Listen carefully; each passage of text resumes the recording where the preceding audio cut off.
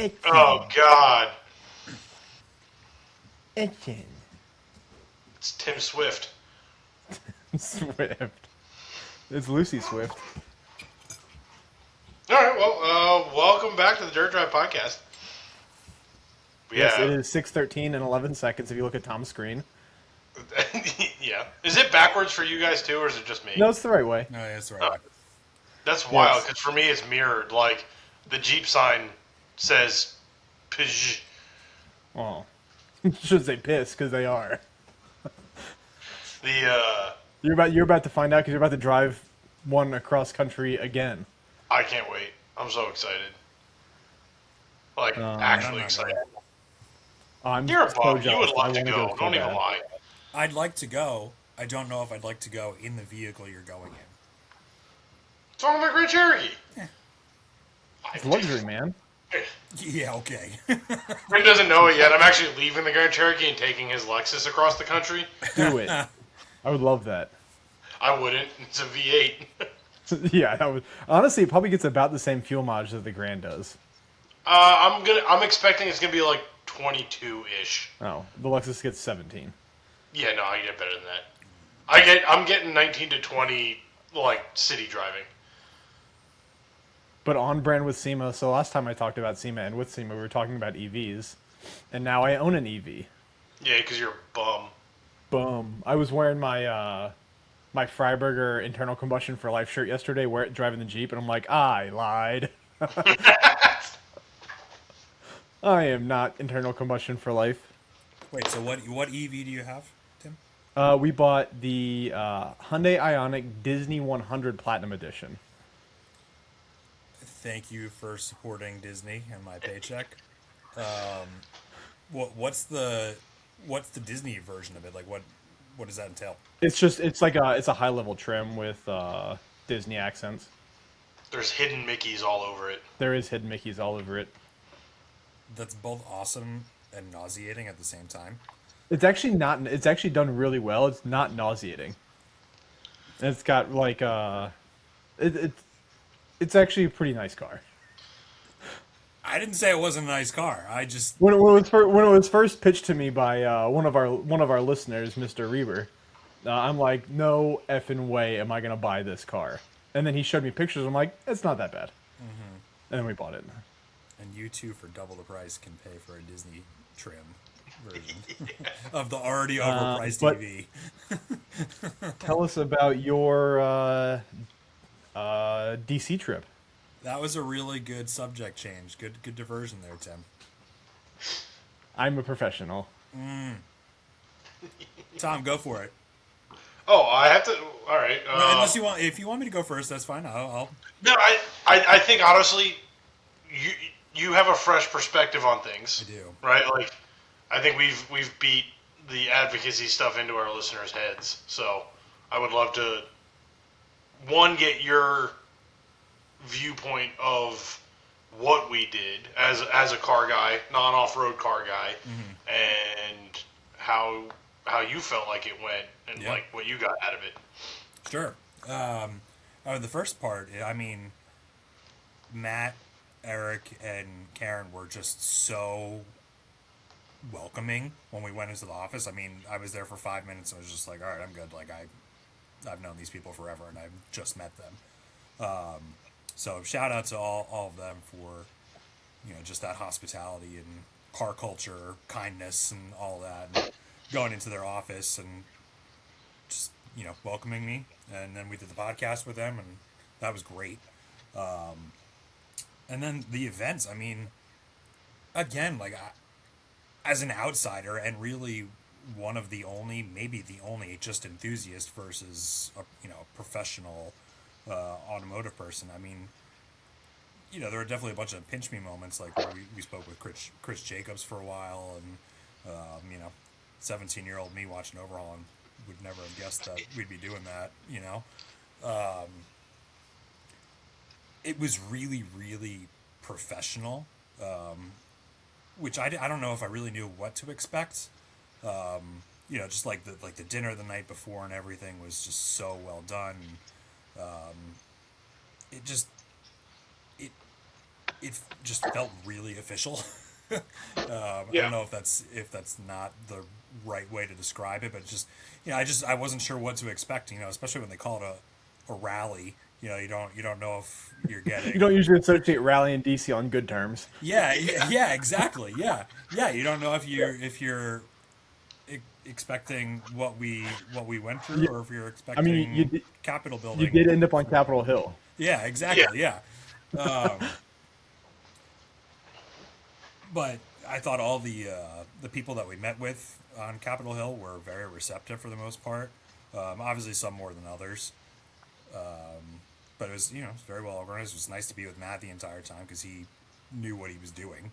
I mean, like navigating the tunnels and stuff, for instance. Yeah. We would have never made it past the first meeting.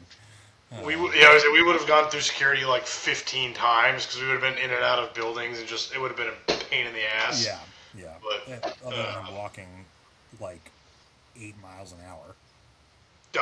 Seriously, Matt Daigle might be the fastest walker I've ever. Oh, you guys were with Matt the whole time? Yeah.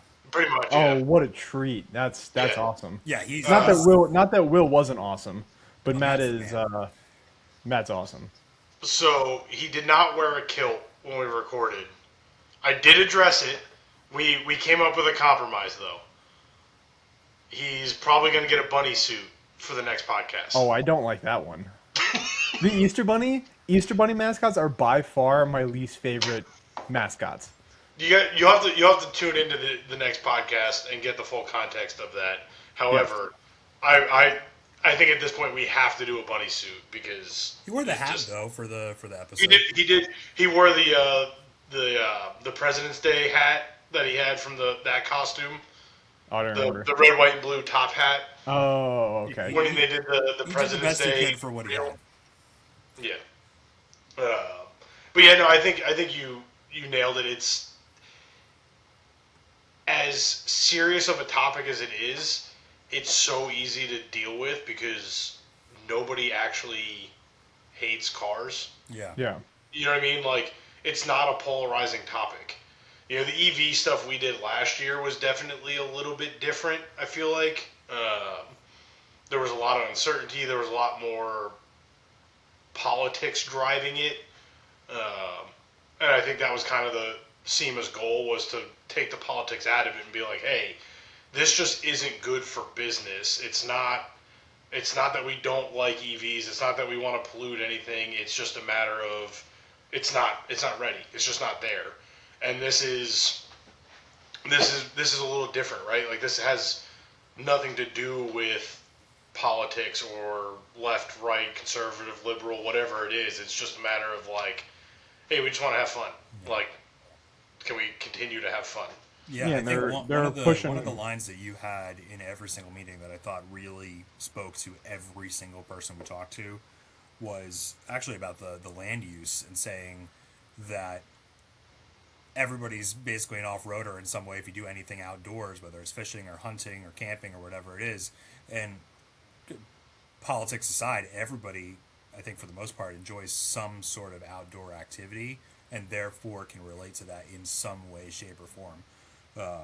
Even if it's as simple as, like, Stacey and I were talking the other day about that exact thing of, like, just going to a local farm and going to pick strawberries. It's off-road, parking and stuff, and I wouldn't take the Integra on that, so you have to have a capable vehicle in some way, shape, or form. And so everybody has some sort of relation to off-road driving in a way, for doing something outdoors. I thought that was a really great point that you made. Yeah, it's I've noticed people miss that half of it in the discussions of like why we do things. Mm-hmm. I guess they. There it is. Oh, maybe it wasn't on here.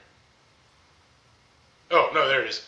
So this was the part that was I wish I was better at memorizing things and like the prep side of this, because I think this would have been a big number, but I'd end up reading through this stuff later on, naturally. So the number Matt rattled off, I don't know how much you looked at this, the annual economic impact of the automotive aftermarket industry being $337 billion. Yeah. The annual economic impact of motorized outdoor recreation is $720 billion. It's double. It's crazy. Like just for off-roading. That's like, to me, that's a point that really, I think, should be driven home, is like, it's not just keep public lands public. Like, there is literal towns that rely on it, and I think that's a major factor. Well, I mean, that's a big part about what we do in Appalachia is the 100%. tourism. Well, the part that I like, the last meeting we had, I'm forgetting her name, but it was Congressman Don Beyer out of Virginia. His team, like, she had made the comment, like, I was like, oh, we'd love to take him out four-wheeling any time, like, because he's a big outdoors guy. And she was like, oh, it's something he would rather, I think, like, not, he's a slower-paced outdoorsman. And I was like, oh, well, the Virginia Adventure Trail takes 5 days to complete. And she was like, what? And I was like, yeah, like, I mean, yeah, it would probably take a month to do it hiking it, but, we're not hauling ass. It's not a 1,000-mile-an-hour race every time we go out. Yeah.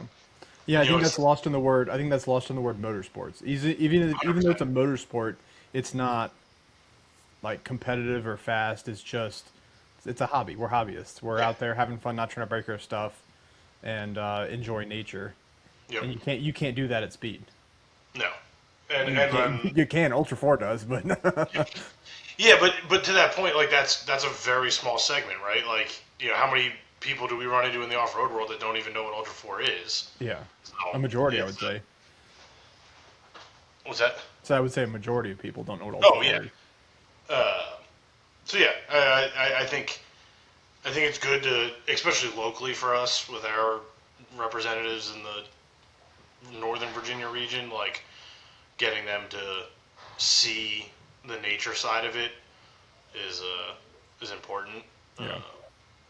And like, SEMA does throw a heck of a party.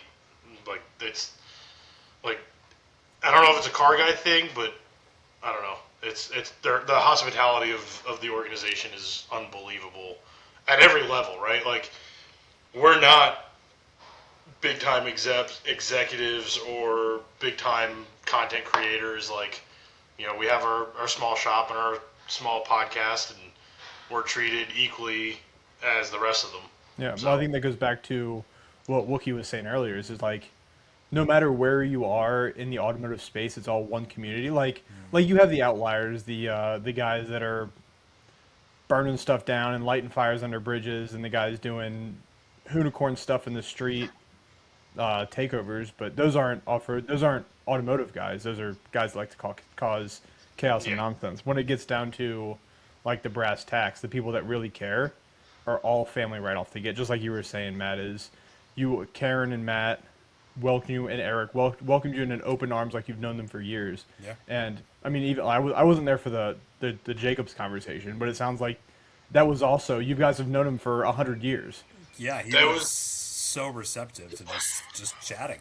And Tom was, pulling up. Actually, he was also pulling up stuff on his phone of just, you guys were sharing stories and everything, and it was really incredible. I mean, you see, especially when you see people from TV where you're just like, oh, they've got this bigger than life personality, and you just realize they're people too, and not only people, but just car nerds. Mm-hmm.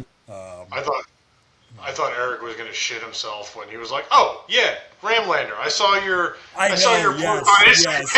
Yes. But yeah, no. I mean, that started out as I just want to say hi and, like, introduce myself, because what car guy in our generation didn't grow up watching overhauling? Yeah, we missed that opportunity with Freiburg. You weren't going to let that happen again. Yeah, exactly. Well, and thankfully this time I didn't have an armful of, like, cheeseburgers and French fries. Although that does bring up a great story that I think I should tell. We were at the cocktail hour, we're sitting there. Excellent shrimp tempura, by the way. Shout out Royal Sonesta Hotel in Capitol Hill. The shrimp tempura was fantastic. But we're standing around our table eating and drinking, and Spags walks in and like sees me. So I come out from around the table to shake his hand and say hi. Didn't realize Wookie was stuffing his face and was like, "Hey Mike, how's it going?" And he's like, "Oh, where's Tim?" And I was like, "Oh, actually my buddy Matt's here with us." And I turn around to introduce Matt to Mike Spagnola, and he's chewing away, and he's like, "Oh, nice to meet you." Spags walks away. He goes, "Who is that?" I was like, "Oh, that's Mike Spagnola, the CEO of SEMA." And he's like, "The fuck, dude?" Yeah, just good people like through and through. It's wild. Yeah.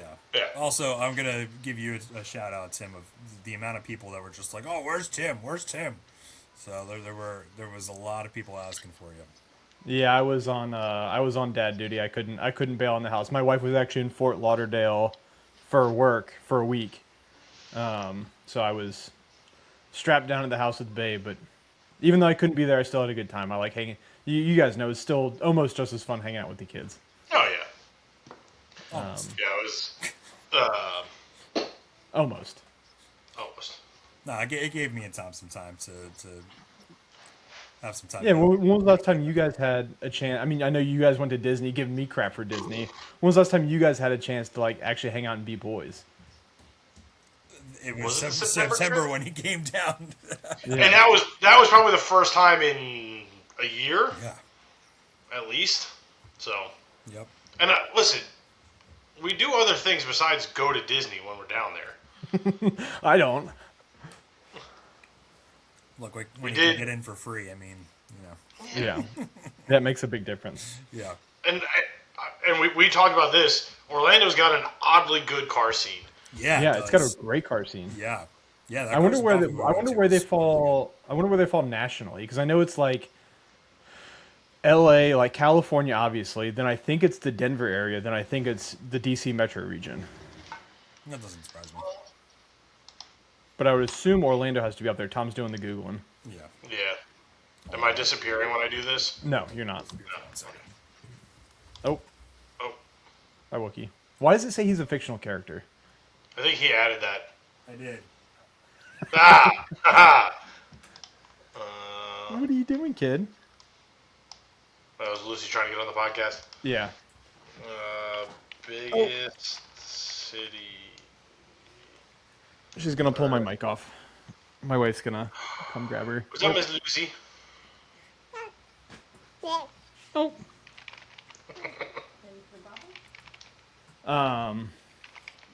But yeah, so was the experience much different than we went last year, Tom? I would say yes. The biggest factor for me, the scale was twice the size. So they had like 120 people in Oh, damn. versus like the 60 or something Matt said they had for EVs. I would say much easier to kind of have the general conversation with the representatives as far as like not necessarily beating down a specific bill that like they may or may not oppose. This was like a, hey, this is what we're tracking is going on. We're asking that you guys co-sponsor this, give it some traction, in that kind of sense. Yeah.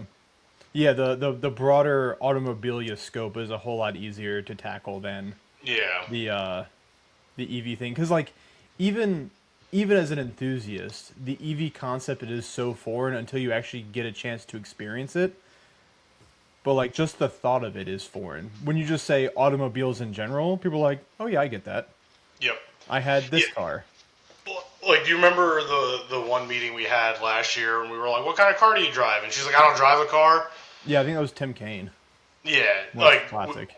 we didn't run into any of that here. Like, there was conversations of like, oh, I don't really understand like the motorsport tax credit thing. But like, as soon as you're able to kind of explain what like the details of the depreciation scale and what that does for the business side of it, like all these 20-something aides are able to go, oh, okay, like I understand that part of it, right? Yeah. Like there's a layer of business and benefit to it. Where like the EV stuff was like, no, battery's bad. Like we don't want this. California bad. Yeah.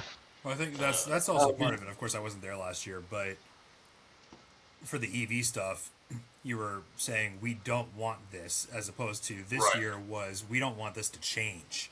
You know, Yep. it was we were happy with what's already in place. Obviously, a couple of things like the tax credit, but it was either reinstituting something that had already existed or just improving on what was already there. Versus the EV stuff was just like, no, stop this. This is bad.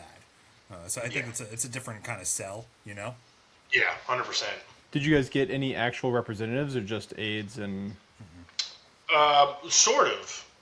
None of our meetings were with actual representatives. The King and Queen of England screwed up the whole thing. Wait. Because they did that. So Congress was supposed to be in session last week. So when we were there, Okay. but then they were supposed to be on recess the week before. Oh, But then that's the King and Queen showed up and they flip flopped their vacation around. Yeah. That's right. Which actually, that was one of the things I thought was hilarious. Was we were all suit and tied up, and everybody on every staff was like jeans and sneakers. Wow.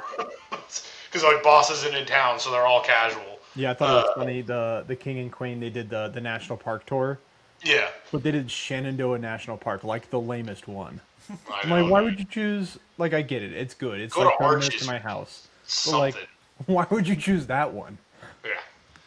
Yeah. The cool part was EPA Administrator Lee Zeldin. I'm sure you've seen the clips at this point. Yeah. He came and spoke at the dinner, which Matt had said something to us when we were at the office. He's like, Lee Zeldin's coming to dinner, and I was like, who's that? And he was like, oh, EPA Administrator. I was like, oh, okay. So I'm thinking it's like some guy that works at the EPA that's helping with some stuff.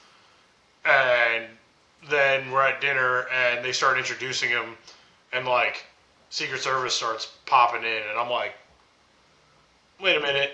So he comes in, the way he's talking, and he's like, yeah, President Trump called me the other night, and I'm like, what the So I Google it, and he's like the head of the EPA. Like, It is Donald Trump, EPA. And like he's that guy. So I thought that was really cool to like that. The name SEMA has gotten to the point that it has that respect on it, that they're being trusted to handle like regulatory things. Yeah. Like this agency is working with SEMA.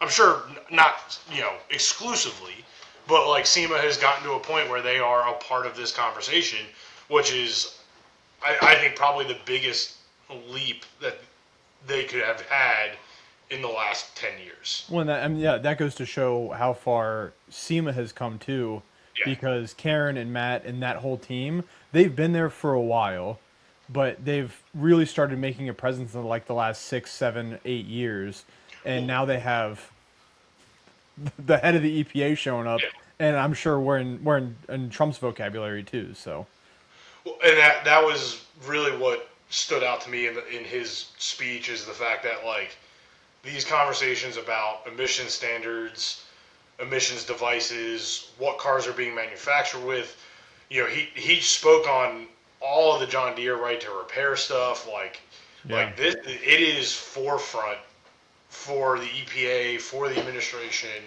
and like I know when you look at the news, like these things don't sound significant, but these are the things that are truly going to affect the majority of the country. Yeah. For the next 20 years. Yeah, because without right to repair, right to modify, you can't fix your car in your driveway. Right. So it's such a simple thing, but it is a much bigger issue when you look at like the equipment and the agricultural side of it and what they've been dealing with for the last 10 years. Like, it's the changes are important, and it's kind of refreshing to know we aren't being ignored. So what was your What was your elevator pitch? You know, for the first 3 minutes you're in there, you got to give your spiel before they respond. Hit me, Wookie. You hit me with your elevator pitch, and then Tom, you hit me with your elevator pitch. It's funny that you said that because we talked about that. I used the exact same terminology over lunch before we went to the thing, and Tom was just like, "Nah, we'll be fine." so So we didn't really have one, but Matt was the one that really Yeah. he was the one that spoke most of the time, and then we kind of just chimed in. But because he was in every single meeting with us, we Yeah. let him kind of lead the way, which obviously he's the most knowledgeable as far as this is concerned, and knew how to handle it. So he gave the SEMA spiel of what the different different items were that we were there to advocate. Yep, with oh, I got it. yep, and Tom can go over that. But yeah, he had So a folder to go through. 7,000 member businesses, 70 million automotive enthusiasts, $337 billion economic impact on the automotive aftermarket industry. The Virginia ones for our local friends that care. District 10 is basically Loudoun County through Culpeper. Speaking of districts, let me go off topic quick. We didn't get redistricted. It got shut Yeah, down. well, we did, but we didn't. Yeah, it's not happening. Which, yeah, in basically the region that we exist as a shop, it accounts for $22 million worth of wages and benefits. Yeah. Yeah, Like- we know it's not coming from your shop. Hey, I'm just giving you a hard time. You guys do. I'm a great. percentage of that. I know. Well, me personally, I am not. The guys are a percentage of that. But yeah, that was basically the pitch of like, hey, everywhere. This is big industry everywhere. We're not small. Yeah. We are more vital than people realize, which I think was kind of fun to see these non-car people's reactions of like, oh, didn't realize like that trickle down effect of racing innovation working its way into production cars, and the enthusiast side of it, the STEM education side of it, like all these things that are kind of hot topics currently, all kind of do eventually come back to racetracks and cars. It's And even on the off-roading side with the land preservation and everything and the trails, keeping that open and whatever. That was another thing we talked about of if the local trails close, that means people aren't going to have a need or want to do stuff to their off-roading vehicles anymore. So therefore, they're not going to come to you to have that done, which then puts you out of business, which then puts the manufacturers of all the parts that you're buying from, that put them out of business, and just a huge trickle effect as well. Yeah. The amount of niche businesses and parts of that. yeah. My favorite line to drop on them was the off-road capability of a car is entirely proportionate to how much you care about it. Classic. Because it's true, like it's like literally anything can go off-road if you want it to be. Yeah, You can put a roof rack on anything. That's the gambler method. Yeah. We need to get Tate, Fred, and Dave up there. That'd be a rip having them in DC for this. It's funny. I didn't ask the question directly, but like having conversation with Matt, it's not that they aren't invited and they don't want those guys, but the value from smaller people is a lot better. Yeah. And I get that. Like, our follower base follows us because for some reason they like us and they trust us. Where, if you've got 1 million followers, how many of those people are even really watching your content and or like listening, are you really getting that message across when it's paid for or sponsored by or whatever, you know what I mean? Like, there's a lot of other factors there. I think they prefer to work with us for some reason. Yeah, that's one thing that I have to give SEMA props for, is as much as you have the TV personalities there, you also have the small guys, and they've stuck with that. Yeah. But even so, I mean, the event wasn't that big. I mean, there was, what, 125, 130 people, something like that. Yeah. That was something I was thinking about. I think I'd asked Matt this, actually. You know, I said, was the growth from the last one, which I think he said was like 70 or 80 people, I said, you know, was this an anomaly as far as the growth, or is it projected to continue to grow that way? And I feel like that eventually could tip in the wrong direction if it's too many people. You're not going to get those personal stories and really be able to learn about the small guys. And you don't want it to become too corporate and too much about just the TV personalities and, you know, politics, and that's it. So it's, you know, a Well, I fine will say line.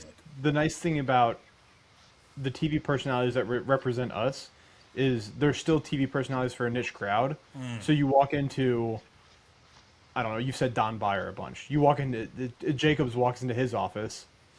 I mean, Don Byer probably knows who he is because He's a car guy. Yeah. bad example. Bad example.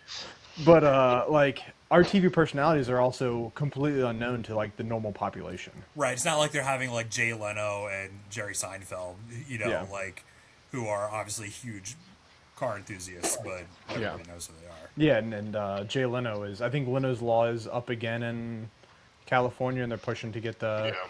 I don't know the details about that one. I think it's smog and inspections on anything over, anything older than like 77. I can't remember.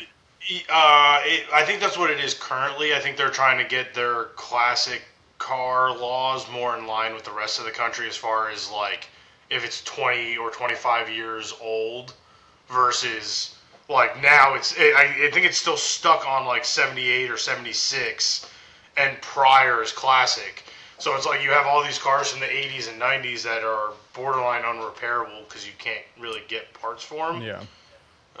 You know what hurt so my feelings? Speaking of 25 years old classic cars, so I saw a GMT 800 with classic tags on it today. Gross. Gross. Now, that being said, I will be ordering mine in 2 years when my truck is available. But gross. Yeah, it's gross for him, but not for me. What was your impression, Matt, of DC for the first time like that? Were you overwhelmed, or was it approachable? No, I wasn't. I didn't feel overwhelmed at all. You know, there's a little bit of like a pinch me moment and kind of overwhelmed when we first went into the first building, like legislative building, where I was just like, you know, oh my god, what are we doing? But then, you know, once you get past the first meeting, it's just like, oh, this is simple. And I think because you're not meeting with the actual like congressman, you're just meeting with the. Not that there's anything wrong with meeting with the 25-year-olds that run the office, but you know they're not nearly as intimidating. And as Tom said, they were all super casual dressed, and you know it was very laid back. I also feel like if we didn't have Matt with us, if I had to speak more, I think I would have felt a little underprepared. But because we had that support of Matt, I mean, obviously Tom knew what he was doing too, but I feel like next time I would prepare more and have, to your point, more of an elevator pitch and things like that, because a lot of the time they would say, you know, what do you do? Well, you know, I'm representing the enthusiast side. I'm also here supporting small business. And like I kind of got my spiel going as we did more meetings. Yeah. But I personally felt a little bit of like an outsider in that regard. Yeah, it's fair because you're also not. I mean, not that I'm tied up with the automotive industry every day, but I think you're a little bit further removed from the automotive industry than even I am right now. Yeah. So coming in, having to think back on being in your early 20s, your late teens, playing with cars, doing reckless stuff, and bring up those memories to kind of get back in that headspace. That is a big ask. Yeah. Because do you have an enthusiast car now? Don't you have like a Civic or something? First of all, that I take offense to that. And no, I've got a 25 Integra Type S. So a Civic. Civic, yeah. Got him. In his defense, though, it is an enthusiast car. No, it is. Yeah, It's one of the few factory-built manual transmission cars still available. Yeah. So, like, that says everything you need to know about it. Yeah, it's the Civic Type R, but with the Acura niceties. It's a great daily. Yeah, they're comfortable. Yeah. They have the VTEC fun noises. No VTEC. No VTEC. No. They got whirly boys. Yep. Is VTEC a thing of the past? Am I that out on Hondas? Yeah, no, VTEC, I don't know if any new Hondas have VTEC anymore. I think they're all turbocharged. Tom, Google it. The only ones that might not be turbocharged are the V6s, like in I would assume the minivan, Pilot, and maybe the Passport. But I don't think any of the new stuff has VTEC. Yeah. Yeah, I know. Not to say you're completely removed. Oh, go ahead, Tom. I was the 2015 Civic Si is often cited as the last true naturally aspirated VTEC in North America. Which is funny because I had one of those. I had a 15 Si, and honestly, when I switched from, I had the 15 Si and then I had an 18 Si, and the 15 had the 2.0 VTEC, and then the 18 had a 1.5 turbo. Okay. Even they though, still use as a car, the 18 was nicer because it was the redesign, and it was like a little bit more polished. I would take the 15 all day long. It had all the drama that you'd want out of the VTEC, and like redlined at, I think it was somewhere between 7 and 7.5. So it's not like the S2000s that were at 9,000, but still good. Still a ripper. So, that's good. You're a little more connected. I mean, I do listen to all the episodes that you're on, but you're a little more connected with your automotive roots than a normal Floridian and than the Orlando would be, I think. Yeah, I mean, I try to get to most of the cars and coffees and stuff around here. I'm still pretty. You do better than I do. Tapped in. Still got a few car buddies around here too, and so no, I'm fairly tapped in. It's not not just reliving the glory days of being 18 and still driving a Civic then. So. Yeah, I was thinking. I haven't been to a good cars and coffee in a long time. Oh, it's been a long time. We need to roll the shit boxes through like Katie's Cars and Coffee or something like real ignorant. Heck yeah! Get the rock crawlers with the doors off. Yeah. We'll drive. I was in the JK the other day, and there's still like mud stains like on the seat. It's like just unwashed, rusty paint chipping, like just the whole thing. Yeah. It's a nice thing. The shitbox life is a nice thing. What else? Tell me more about GC. How was dinner? Did you guys? Because we got some wild insider information about Mopar last time we were there, Tom, that we weren't able to share on the podcast. Did you get any more dirty details about anything upcoming in the automotive industry? Actually, yeah. Wasn't that supposed to be announced? And then I guess I don't know what happened. Right? I haven't seen it cross. Yeah, I haven't seen it either. Because I checked. While Tom's googling, I'll say one of the. I'm gonna assume it hasn't because it's big enough that like do you get the SEMA press release emails, Tim? Yeah, I do. You'll get one of those when it's released. Yeah, it was a big deal. It's the teaser side of it is in the performance world and like the aftermarket performance world. There's awesome stuff coming. Yeah. Like really, there was a point where they thought Administrator Zeldin was going to say something at dinner, and his team was very directly telling Matt, "No, it is not happening. We will let you know when it happens." Okay. So, hopefully that doesn't give away too much. I didn't get anything out of it, so. Perfect. Well, we'll probably end up doing a podcast when it comes out. Yeah. And you'll probably be on the other side of the country, and we'll probably do a virtual again. Yeah, maybe. Well, I'd love to be a part of it since even better, you'll you'll record with someone on the other side of the country to discuss the issue that's maybe involved in that sphere. I do have at least one planned right now for Expo. Yes, you want to drop the expo stuff? Let our listeners know what you're doing as my camera freaks out. Future past. This is gonna try and come out tomorrow, hopefully. Oh, well then, while you're listening to this, I am somewhere between Virginia and St. Louis. No, it's headed to Arizona for Overland Expo West. It's exciting, but it's not that exciting. Should be able to get some good content for you guys. Check the old Instagrams. Oh, did we lose Tim? No, I'm back. My camera was just having a nightmare, panic attack, so I had to switch cameras. No, you're good. No, I was gonna ask about that. You're having, it was like a rave. Yeah. It was like all colors and stuff. Yeah. Like that. So. Yeah. Yeah, it'll be super fun, and I'm super jealous. You should be. Thanks for letting me use your tent. Yes, of course. Yeah, literally any of my stuff is your stuff. I know how you treat your stuff, and when you break it, I know you'll replace it. That's fair. No, Wookie, that was one of my things when I dropped off the Lexus with him. I'm like, hey, actually don't treat it like it's your car. Treat it like it's a customer car. I understand that feeling. Yeah. You should have seen him before he was a professional. Oh, I did. No, you really didn't. You really didn't. Uh-oh.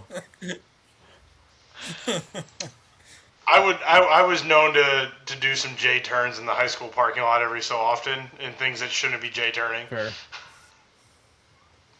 There are also plenty of times where the cars would be taken apart and still apart like 30 minutes before we were supposed to go out, and somehow they were back together and running and hoping it would still work. See, that's just good old-fashioned classic wheeling, man.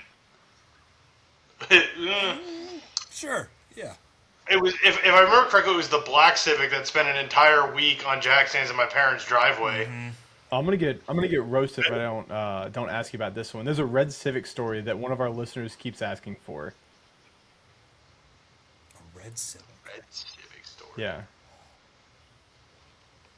I mean, what? Did we do anything dumb with the red Civic?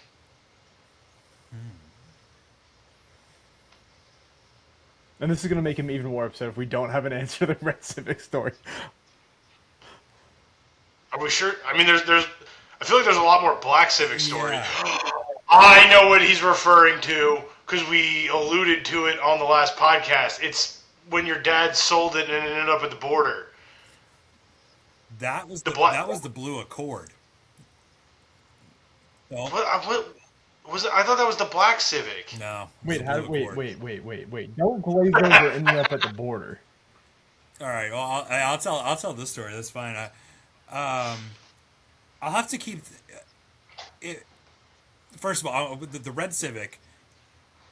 I can't think of what story we must have alluded to. If whoever's asking can give any more context or where or what episode we referred to it, and maybe it'll come back to me. God, I love that car. We didn't do anything like crazy stupid at that point in our lives, though. I mean, maybe the occasional race, but nothing crazy. Yeah, I think we had some fun in that one when you had the Z4. Yeah, because they were pretty evenly matched. Compatible, yeah. Well, the blue Accord. So I had a '95 blue Accord. That was my first car. It was known as the Millennium Falcon. It was, yeah. And it was my dad's, and he was a hand-me-down, which of course I was very, very fortunate to have that. And then I got the black Civic after that, and so the blue Accord went back to my dad, and he gave it as it was part of payment to people that had done work at the house. Classic New Jersey, paying your debtors with a car. Yeah, and they. How do I say this correctly? Loaded some keys in it and drove it to the border. yeah, exactly. Basically, yeah. Trump would have really loved the story. How's that? Yeah, sending drugs the other way. Yeah, exactly. So anyway, the story was my dad saw the guy soon after and was just like, "Oh, how's the car doing?" He's like, "Well, I lent it to a friend who drove it down to Texas to the border to smuggle people into the country, where it got stolen." And drove across the border into Mexico, and somewhere I guarantee you that thing is still kicking. Oh yeah. No doors, living its best Mexican Baja life. Yeah, as soon The as powder blue on powder blue is just the coup de grace of that car. Yeah, yeah. as any car crosses the border for south of the border shenanigans, it gets so much better. Yeah, yeah. So I sincerely hope that thing is kicking. I know the black Civic is still kicking, at least as of like a year or two ago, because I've seen it a couple of times. No, It no. was That's surprising because that car was high mileage in high school or college, whatever it was. I had its 185th birthday party. Do you remember that? And I sold it soon after that. Yep. I'm just racking my brains. I'm trying to think what great story I had from the red Civic. It's gonna kill me. So It's all right. I'll call him after we get off. I guess I could call him right now and ask too, but Yeah. it seems like you want me to do that. Yeah, All right. yeah. It's gonna bug me now. All right, I'll get off for a second. Oh, Oh, I thought he was gonna record the phone call. that's what I was Yeah. I was hoping for. I am gonna record the phone call. I just don't want to be on camera on my phone, but I guess I can do that too. Why? Okay. Please, won't be the worst thing we've ever put on camera. I mean, fair. All right. See how this one goes. Can you hear me ringing? My phone is ringing. Yeah. What's up? Tom, how are you doing, man? I'm good. How are you? Hey, you mind if I record this conversation on the podcast? Sounds cool. Hey, we're on virtual with Wookie right now and Tom. Oh, cool. What is the red Civic story you want to know about so bad? It was mentioned in like the first episode, and it was brought up that there was a Honda story, and Tom said if we talk about the Honda story, Wookie has to be a part of it. And that's all I remember from it. It's got to be the Blue Accord story. It's gotta be, It's yeah. got to be that. Yeah. I think we just covered it. The yeah. car ended up on Yeah, it was on the border, smuggling people across the border, and it was Wookie, one of Wookie's first cars. Yeah. And then was stolen. That's awesome. Yeah. All right, man. I appreciate you answering, and we're loving the EV, as wild as that sounds, from your favorite off-road podcast. Right. Terrific. That's terrific. All right, man. I'll talk to you in a little bit. All right. Take care. All right, bye. There you go. It must have been that story. Can we bring the Hyundai to a Cars and Coffee wearing Freiburger merch? Like, can we really just? So what I want to do is, like, now that we have the at-home charger, it's actually a very practical car to own. I want to try and do like 1,000-mile road trip with it and see how that actually goes. Does Because the charger is that strictly a plug-in one, or do you have one that you can like the ones that's like on the floor that you can drive over? no, it's just a plug. I don't think sorry those about- actually exist. I don't think the drive over one. Really? I thought at least. Like a giant wireless phone Yeah, charger? isn't there something like that? No. No. Am I? Not that I've seen. Really? Yeah, Oh, I think okay. you got I got really- by I- AI. All right, I must have. Yeah. But yeah, no. I don't drive. Fucking So boomer. that is something I'm actually interested in doing. Is I want to know how, like, 1,000-mile one-way road trip would go in an EV. Slow. I don't think so. But so Motherfucker. my question is, like, looping together, like, it's a lot of pre-planning because you have to figure out where the superchargers are, because if you hit a supercharger, you can charge to 80% in 15 minutes. So it'd just be the Yeah, but logistics of it. Yeah, so if you charge 4 times, it's an hour. Fair. But Like, working in reverse to that, if you add 5 miles an hour to your average speed, you're like over 1,000 miles, you're getting somewhere like 2 hours faster. see, that's math my brain can't do. That's math you have to do currently, because you're going to end up either ahead of yourself or behind yourself in no time. No, I'm forcing myself to stop in St. Louis by making it a goal to find good barbecue. Okay. Good barbecue by dinner So- time? Yeah, because I'm projected to be in St. Louis around 5. Okay. So Well, that's perfect timing. Yeah. I tried to Google my EV charging thing, but clearly I'm an idiot. But I'm not that much of an idiot because I don't drive an EV. So. Yeah.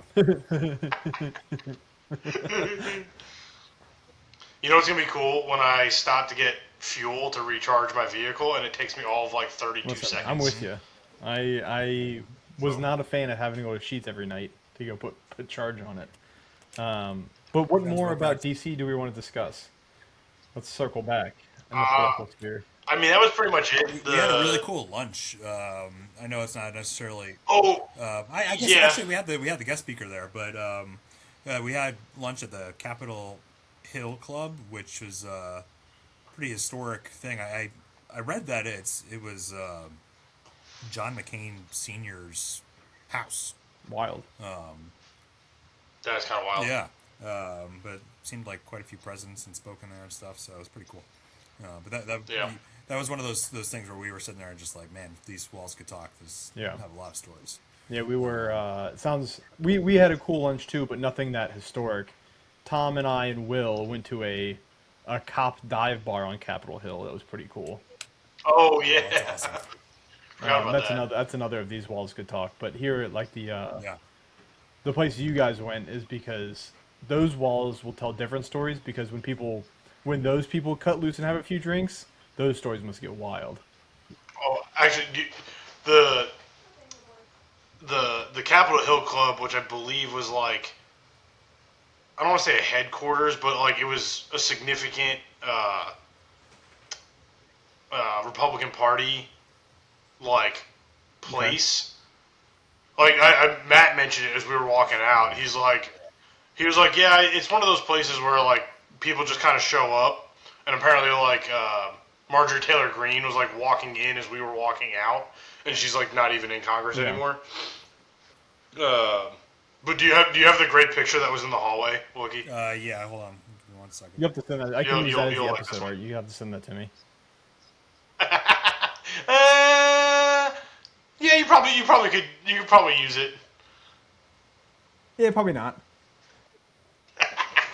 Or we'll get pulled down in the algorithm on YouTube for that one. Yeah, probably. You can use this one. This is... Oh, yeah, that is a good one. That is the one I will use. You can be all professional about boys. it. Will we be seeing you up here again for another one of these there, Wookmeister? Yeah, hell yeah. Yeah? Absolutely. Yeah. I think it would be fun. I kind of had this conversation with Matt, too. Like, so they do this every other year. So, like, now we have a little bit time to think about it and plan it, and hopefully we're a little bit bigger in 2 years. But I think it'd be fun to get, like, the whole crew as the group. Yeah. Like, all 5 of us, you know, in DC, at least for the fun part of the week. You know, not like the meetings are one thing, but like just getting everybody together and hanging out with all the automotive people would be a lot of fun. Did they allude to anything with the? I called it the Freedom 250. What's the race? Fun fact: that is a free event. Did you know that? I did not know that. That's what Matt told me. So we might have to put that on the calendar. What's the actual name for it? The Indy race in DC? The America 250. The Freedom 250 is so much better. Get it sponsored by Cleat, man. That's Cletus. Yeah, I know. Yeah. Yeah, I think Cleat would jump in an IndyCar for a race or two. Probably. This is an offshoot, but it's about America 250. Tim, since you're a Disney person, the Disney store just dropped a bunch of America 250 stuff. Did they really? Today, My wife is going to Disney on Thursday for a day trip. She flies out.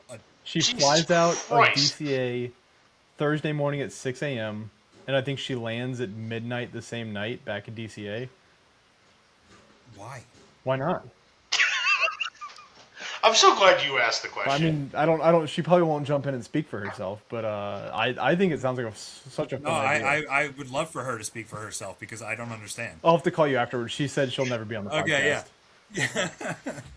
yeah. No, but the store thing, it's the online store, so you could like just... Mackenzie popped around the corner and said, "Don't talk shit about my trip."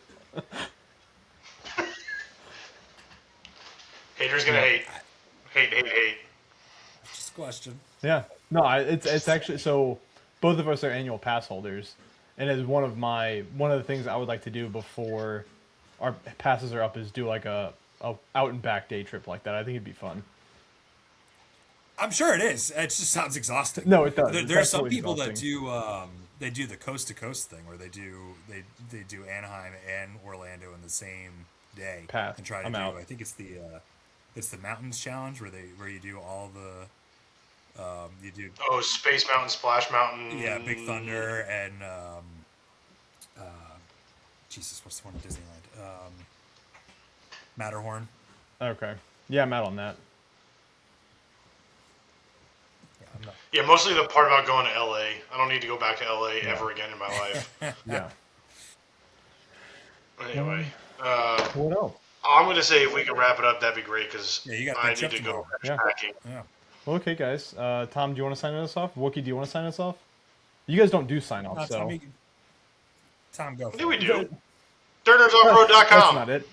Thank you DirtNerdsOffroad.com. guys for hanging out. Thank you guys. Wait, hold on. Actually, hold on. I may have an announcement on there. Stand by. Stand by. I don't know if it's live yet. Especially if this is coming out tomorrow. I'm on my email right now. I've not gotten an email from. Yeah, no, I looked. I didn't see one either. It's not live yet, but on DirtNerdsOffroad.com soon, you guys will be able to buy AMSOIL products directly from us online. So it doesn't matter where you live. Nice. We'll make a post when it's Drop live on the shipping website. available. You don't have to pick up the shop or anything. Nice. Correct. Full And retail. Then, the reason they would want to do that is because that also helps us out as the shop. It gives us. I lied. It is currently live on the website. Well, what's their it. incentive to buy through your website opposed to buying through AMSOIL's website? Support us. You're supporting us directly. This is not an AMSOIL sponsored thing. It's like a Dirt Nerd sponsored thing, if that makes sense. So if you guys do your own oil changes and want good quality stuff for good prices, especially with oil prices going up right now, AMSOIL is not as expensive as everybody thinks it is. If you have questions, reach out to us. We're happy to help you pick the right ones. But it is available. You're essentially buying it directly from me, and it will ship directly to your house. Nice. I'm gonna buy all your inventory and then sell it at a small profit. It's not my inventory, so if you can buy AMSOIL's distribution center Perfect. out, and then can I get $5? Okay. Deal. Honestly, if you buy that much oil through here, I will take you out to dinner because we do get paid when you buy the oil through there. So if you buy millions of dollars worth of oil, You already took me to a I'm nice gonna dinner get this paid. week. Buying one container ship worth of oil. 2 million barrels. yes. Good luck getting it here. Hey, wrong podcast. Wrong Anyway, podcast. Well, DirtNerdsOffroad.com. I am working on getting T-shirts back up on the website too for anybody that may want T-shirts. part of the sign off is you're supposed to thank them for watching, thank them for listening. Most people don't listen at this far into the show. So if you are still listening, thank you. We probably lost Tim, them when right- Wookie was talking about Civics and how cool they are with VTEC. Hey, fuck you. All right, get out of here, Tom. You have a Anyway. big trip ahead of you. Love you all. Safe Talk to you travels, guys later. Tom. Wookie, it's always a pleasure talking to you, man. I miss you, buddy. Yeah, absolutely. Same. Did we lose him? Yep, we lost him. Oh, no. Awkward. All right, Bye. bye.